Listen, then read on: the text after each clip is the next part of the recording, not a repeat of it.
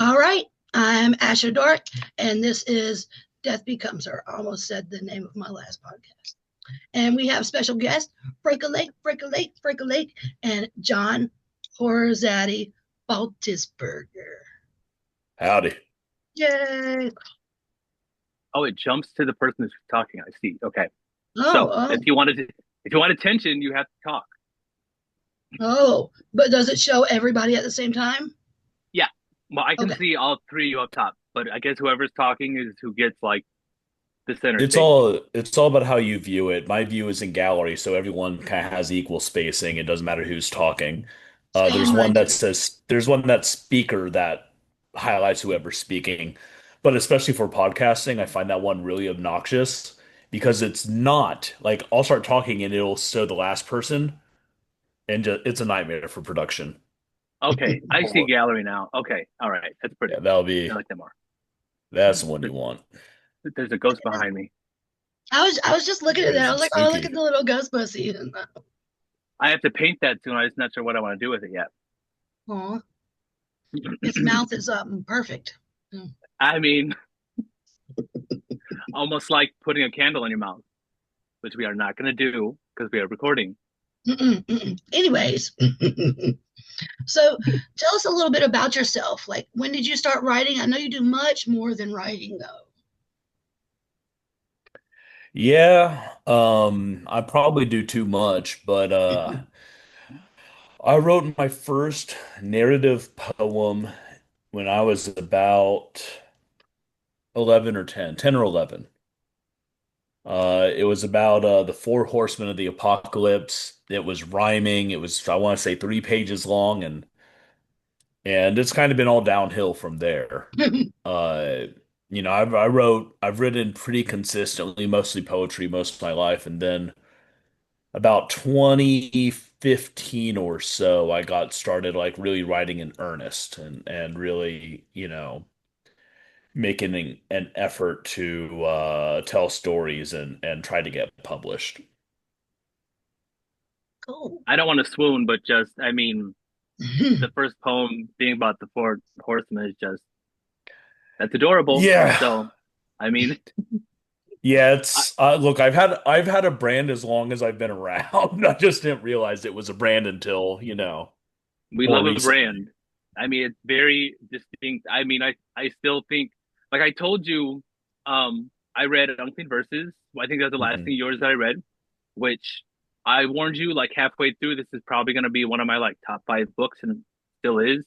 Um, you almost knocked Charlie Jacob out of the game, but Charlie Jacob is just, Yeah, no, I I mean, would not I am not offended to have Charlie Jacob above me. She's a JF Gonzalez Award winner. She's Hall of Legends. She's actually I think tragically she passed before she was able to receive a JF. But she's one of our Hall of Legends. She's one of the giants who we stand on the shoulders of. yeah. I mean, so her, JF Gonzalez, people that are gone that just, I mean, just you could read them now and it's like they'll never be anyone else that writes like them.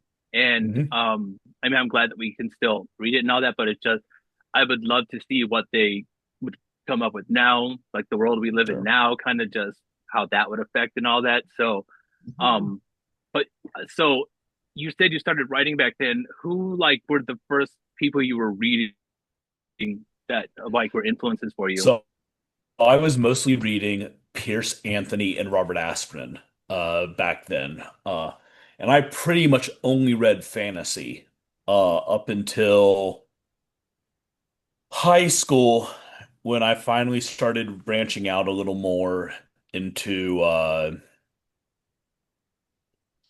into other genre.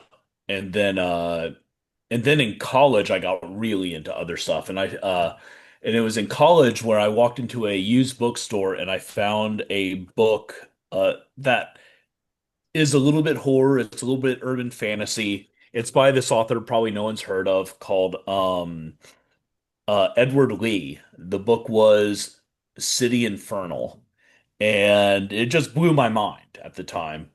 I'll take a step back and tell you, when I was about 13, just a wee little Baltisberger, uh, I was at an HEB, which is a local grocery store, and I was looking at the books on the rack because I've always been a voracious reader.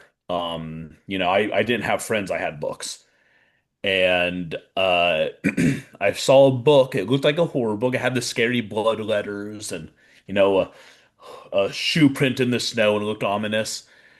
And the name of that book was Santa Steps Out by Robert Devereaux.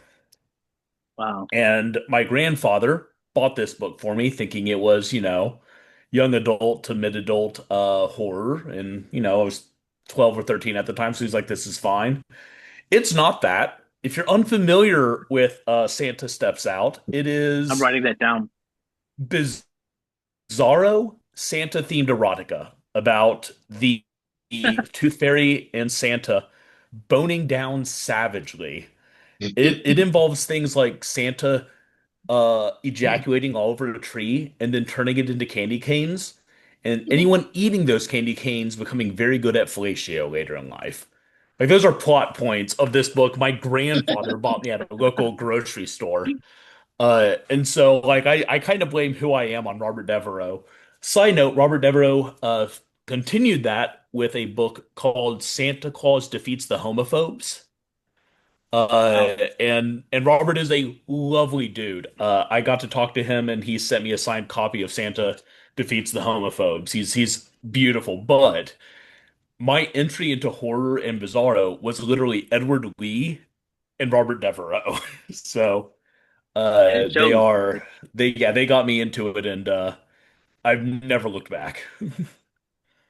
And you do And gaming as well, right? You create games. I do a lot of work in the tabletop role-playing game industry. I write and design games. I'm a freelance writer, and I also do a lot of editing and publishing of those games myself. So this year has been really, really intense for game writing for me, and probably going to be carrying that into the year to come as well. That is really awesome. Yeah, it's a lot of fun. and Very then different so community too. I Yeah, was gonna yeah. say like I've seen like your like the campaigns and like the other like the startups and all that, and just I mean, how did you even get into doing that in the first place? Yeah, so I've always loved games. I've always been a big gamer. Uh, and a few years back, I had a friend named Brent Critchfield who's working on a card game called Gruff. And I offered to edit it for him, and I did, and it was fine. And then a few years back, a game called Morkborg came out. Actually, have the book right here.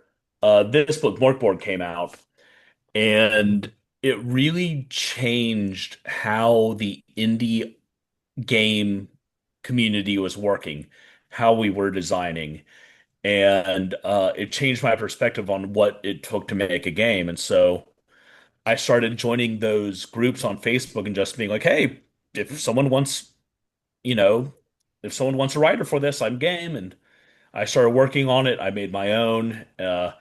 I hired a company to help run my very first Kickstarter. The company was World of Game Design. They're not around anymore for very good reason. But the dude I worked with on that, a guy named Zach Goins, is incredible. He's one of the hardest working people and one of the most honest and generous people in the game community.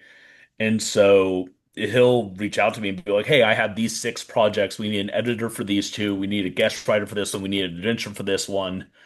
Are you interested in any of it?" And so I get a lot of my work through working with Zach and Brian Collin and just making myself available, but also like joining those Facebook groups. And then whenever I have free time, just like, hey, I'm available. You can hire me. I have these awards to my name, so you'll be tacking on my name and what I've done to your project. Nets me work. And what are the awards that you've gotten? Because I looked you up earlier and you have a shit ton of awards. Yeah, I've been pretty lucky. I'm actually pulling up my website to make sure I don't forget it. So I have three nominations that I did not win. I got the Science Fiction Association. I got nominated for an Elgin Award. I was nominated for a HAG Award, and then I was nominated for a Splatterpunk Award. Did not win any of those. But I have a Critter Award for Best Editor, a Bronze, Gold, and Silver Medal Award from Godless, a Wandy, an Ennie, which is the big gaming award for editing a game called Obscure, and my pride and joy is my Wonderland Award, which I won for All I Want Is to Take Shrooms and Listen to the Color of Nazi Screams. You won that in Uh, 2024, right? yep, correct. Well, I wrote the book. I was awarded it in 2025 for books written in 2024. And right now I am campaigning for a Literary Nasty Award for the my novella Dybbuk in the Doorway. I am no longer eligible for a Spider-Punk award, so I have to get them Which where I is can. That's cool though because you took a step up with that. Yeah. I am now the chairperson for KillerCon and the Spider-Punk Awards, and it would just be a conflict of interest uh for me to win one. It would just every award every award there is kind of surrounded by controversy and uh I think a really good example is right now there's a huge outcry in the video game community because a game called Expedition 33 won like every award and people are losing their shit. They don't think it deserves it. They're like, what about this game? What about this game? And like I get it, but at the same time I was like openly weeping within 30 minutes of starting that game. Like it's beautiful and so many like it's like it deserves the awards. I'm sorry. I mean, So they deserve it. They I deserve say it. all this to say you have to, when you're running awards, you have to minimize the opportunities for people to question their validity. And so myself, Shane McKenzie, Brian Keene, and Rat James White are all ineligible for Splatterpunk Awards. Now, my press, Madness Heart Press, is still eligible because it wouldn't be fair to all the people I publish if they were suddenly ineligible because of something I was doing. But I'm also not voting. I don't handle the voting. I don't handle the judging. I'm just collating and kind of overseeing. So, but still, you have to uh, minimize the amount of times people can question whether you're, on the up and up. When I started writing, that was one of the things I said. One of the awards that I, it's like a goal in mind for me is to get a Splatterpunk award, or Sure. even just to be nominated. I know it takes some work and stuff. I want to get back to something real quick because I've taken shrooms before, and I want what is it? And it All I shows. want is to take shrooms and listen to the color of Nazi scream. I have heard screams in color, so this was so funny to me, and I think it's like such a catchy like name, and I just had to go back to it for a second and be like, wait a minute, the color of Nazi scream. Okay, I understand that. I have Yeah. that one. I need to read that still. I will say that book is the most John book that exists. It is no longer available in print. It is only available in audiobook. Uh, because of some um I don't see eye to eye with the person that my publisher sold his company to, and I did not want to be in business with them. Is Mhm. all I'll say on that. So I took the rights back, but that does mean it's now out of print and not available, except an audiobook, which basically the way those contracts work, it's either 5 or 7 years, but you can't just like take it off the market. And Yeah. so instead, I had him transfer the rights to me. So the nice thing is I now get like full royalties when someone buys the audiobook. The sad thing is it's no longer available. I do have a couple of publishers looking at it to see if they want to reprint it, but I'm also not holding my breath. If I figure if it gets to be like 5 years out and it still hasn't been picked up, I'll probably self-publish it. But it's definitely the most me book there is because uh, I have not been quiet about my appreciation and love of psilocybin, and nor my hatred and disdain for fascists and bigots. And so I wanted to write a somewhat fictionalized autobiography, interspersed with short stories and poetry that kind of centered around those things. Um, I remember when the publisher first read it and got back to me, he's like, "Hey, I love this. If I publish this, will I be an accessory?" And I said, "Not if you don't ask any more questions. Yeah. Don't ask shit you don't need the answer to, and you'll be fine, man." Now I definitely need to read this because I feel extra special now that I have a copy. I think Right? I have like 6 or 7 of yours, so I need to get on it. But I've read Dipping in the Doorway, which I loved. Like, I mean, again, Yeah, probably one of my top. you were one of my beta readers. You I read mean, that like, before most people, yeah. even then, even though like it's still it hurts a little still, like even though that was like 6 months ago. But Yeah. that was but my first introduction to you was the comic looking cover. Of course, I can't remember what it is. Godless. The Yep, Godless League. Yep. yep. That was so my first introduction was just this absurd, ridiculous, hilarious, but great. The action was nonstop, and I'm like, okay, so I need to read more of him. So then I went and you were putting Dipping in the Doorway out, which complete U-turn from that. Not the same book at all. No.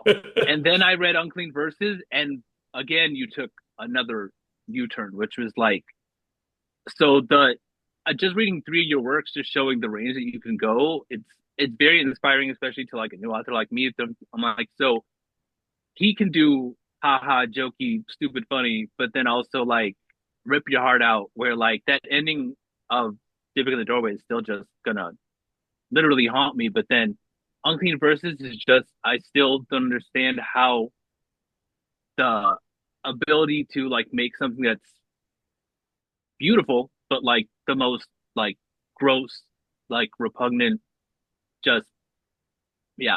But the way you're able to do all of that, and that's just three I've read. Like I'm sure the uh the one we just talked about, the psilocybin one, is going to be a whole different way. So just how do you keep all this together? Like you've got the press, you've got the games, you have health issues that you're going through. Like, just I mean, is I there don't a sleep. strain? Is there a strain that like you're on that we need to know about? That No, no, actually, so funny enough, I am on medical cannabis for my post chemo pain management and insomnia management.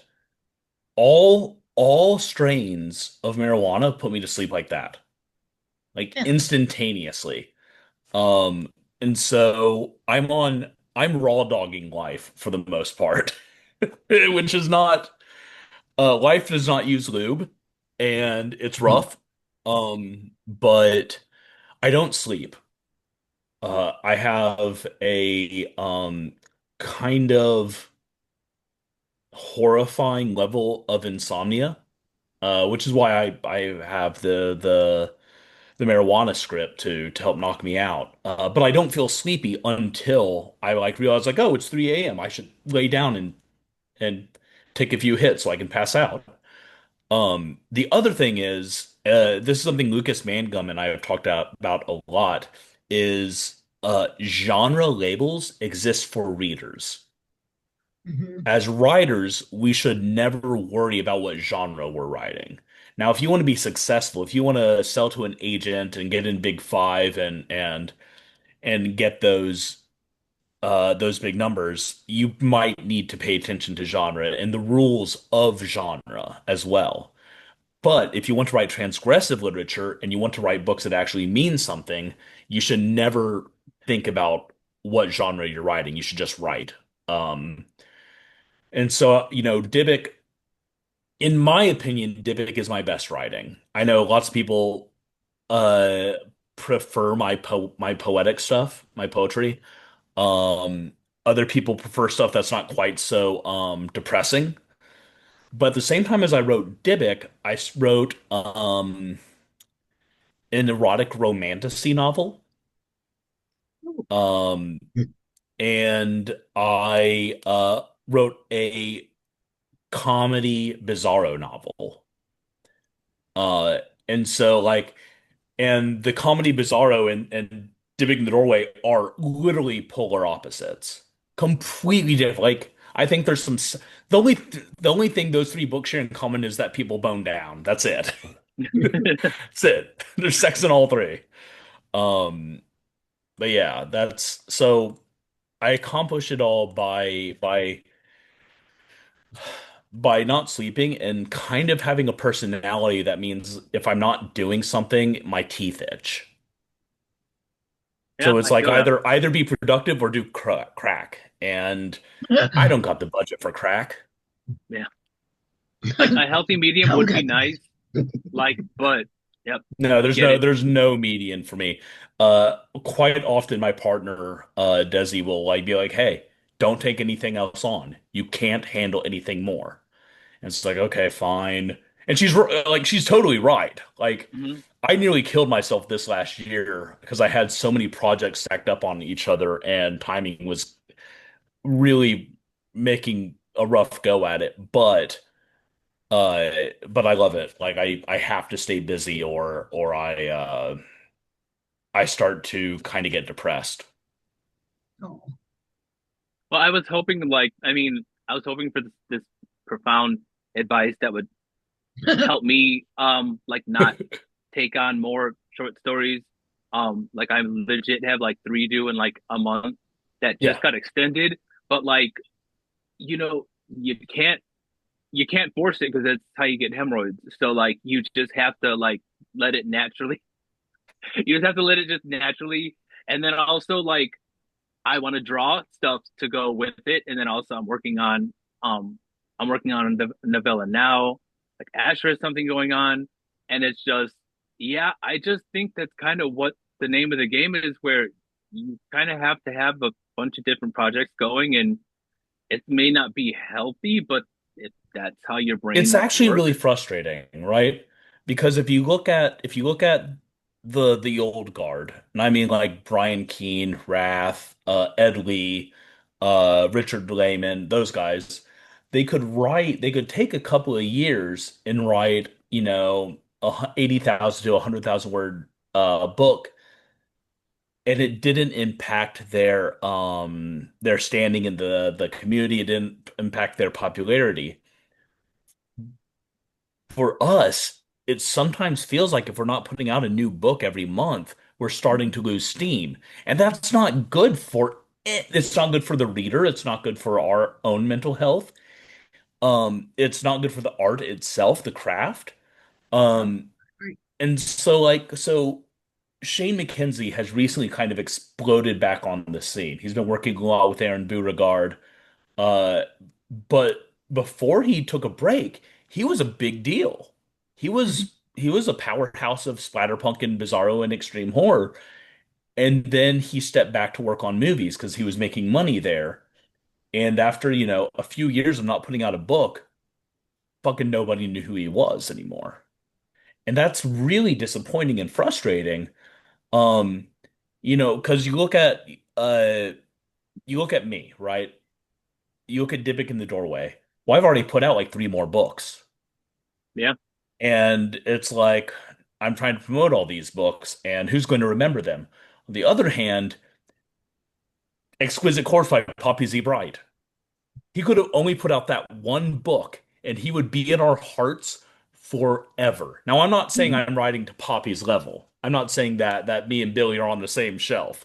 But I do think that there is a really sad trend where we as art authors to contend with the sheer number of people putting out books and the cycle. It's gorgeous. I love him. Such a fan. Uh, Like literally. have to continuously create new stuff.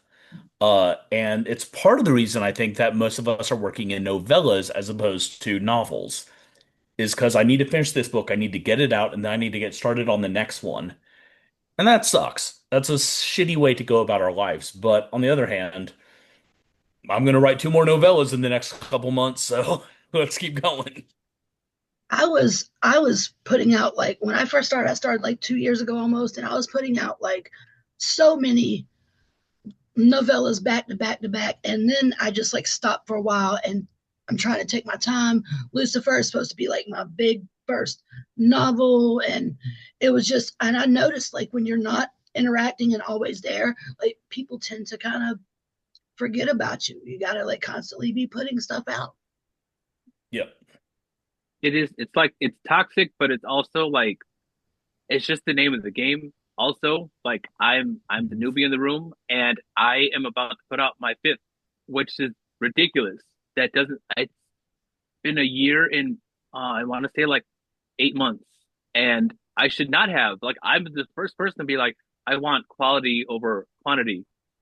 But I'm about to put out my fifth book, and I mean, the amount of work that I put into them, like I don't look back at any. There's no regret. There's nothing I can think of. Like I wish I expanded on that. Like I think I did them just right, so I think I kind of got lucky with that. But I never want to get to the point where it's like I wish I put a little bit more time into that, a little bit more energy. So I definitely am trying to hit the brakes, but there is something where it's just it does feel like if you don't have some new cover, if you don't have something new that you're working on to not even boast about, but just to keep them salivating for what's Yeah. next. It, Yeah, case I in don't know. point, I have five books on the slate of my own coming out next year. And I that's mean, that's stupid. That's ridiculous. How am I supposed to promote five books? yeah, It's it's not sustainable. But at the same time, this is my like 10th year as a published author and a publisher. And it's like, well, if I don't do this, then I'm going to start sinking. Um, and there's a little bit of a breather in there because one of those books is going under a pen name. So that'll be promoted differently into a different audience. Two of those books are more game books than horror books. And so those will be promoted to the game also. Like we can strategize in different directions and kind of take the weight out of oversaturation that way. But at the same time, sometimes I see older authors, uh, I'm using it as an example. Christine Morgan, they have so much stuff, and occasionally they'll be like, "Well, I've been putting out all this. Why don't I put out this collection?" It's like, well, because it's the sixth book you've had this year, and it's oversaturated. But like at the same time, I'm putting out five myself. Like, how can I have that conversation? Yeah, I think there's nothing wrong with a novella. I love a novella. I love writing them. I think they're a perfect length for horror, especially. Um, but from a like artist point of view, I wish we didn't have to. I wish we could spend more time, focus more, and that we had a an industry and community that supported like one book a year or two books a year, and that we could all make money and continue steadily growing our fan base. But the truth is, we live in the age of Patreon and YouTube and weekly podcasts, where uh, people tend to expect you to just continuously output quality content in a way that is absolutely not doable for sane humans. Jay Wilburn, who I don't think either of you got a chance to meet. Jay, sorry, I get choked up just thinking about Jay, was a dear friend of mine. He passed away a few years ago, after he had a kidney transplant. And he told me one day, he said, I'm not going to survive COVID. I'm just not. The chances are very slim. And he did. And the year after, he ended up passing. Um, so I guess that would have been 2022. But I'm getting off track. Jay was prolific. I mean, this is a dude that wrote like between 5 and 10,000 words a day. After he passed, his Patreon continued to post new content daily for like a year and a half because he Wow. had scheduled it out so far and so prolifically. He was a beast. He treated it like a job, and that's what we have to do as our authors, right? Uh, you'll see sometimes a newer author usually, or an author that was just like has a book out, being like, I've written this and I've promoted it and nothing's happening, so I'm fucking quitting. And it's like, I don't know what. I have 30 books out, man, and nothing's happening. I don't know what to tell you. You got to keep I was gonna adding. say, You like, got to what keep adding. advice, like, any other advice for, newer authors and, people new on the Yeah. scene? No, absolutely. So there is a formula for success. And there's several different prongs. So you look at like, and I think the best example is Aaron Beauregard, because he's a fairly like in the grand scheme of things, he's new, he's newer, um, but he's a great author, he's a great writer, and that comes from reading a lot, writing a lot, accepting your editor's edits, and practicing the craft. He's also great at social media. That's one of the prongs that you just have to learn to surf social media and create content in a format that will support your brand. And then the third thing, don't be an asshole. I have Yeah. seen so many presses and authors sink in my short time in this industry, and I always turn to my partner. I'm like, dude, Madness Press is going to be the only press standing in a few years because apparently a lot of the other publishers can't handle not being sexist, not being rapist, not being homophobic, not being uh and not paying their authors. And it's like a very simple, straightforward path. Uh and then on the other side of that, because I do run Madness Press, I stay out of trouble. Hmm. Uh, I don't know if y'all follow me on social media, but you'll notice I never get involved in any Yep. drama or Yep. argument ever.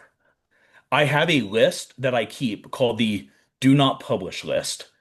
Whenever I see something online or in person that I'm like, that guy seems like a shit fucker, or that person seems a little shady, or that person was rude to me once. I add them to the list, and that's all I do.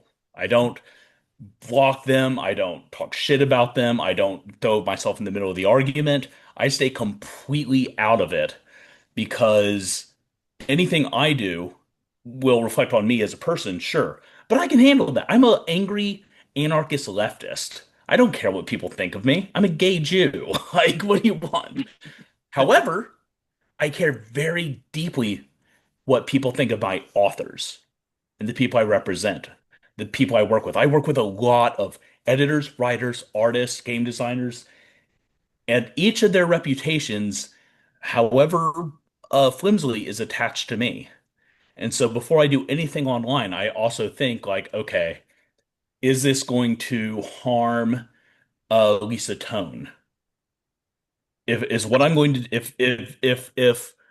if Tommy Clark is acting a fool and I jump in there and either defend him or bash him, is that going to bring hardship on this other person who I represent, whose income depends on me being an upstanding publisher?